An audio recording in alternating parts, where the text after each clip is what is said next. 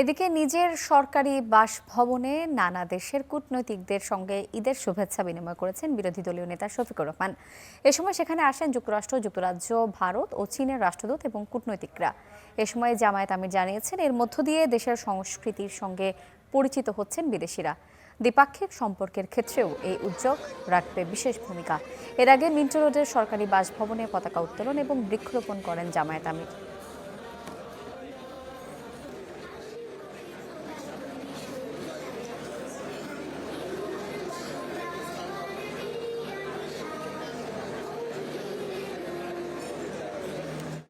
বার্তাটা হলো সংযম এবং ভালোবাসার বার্তা।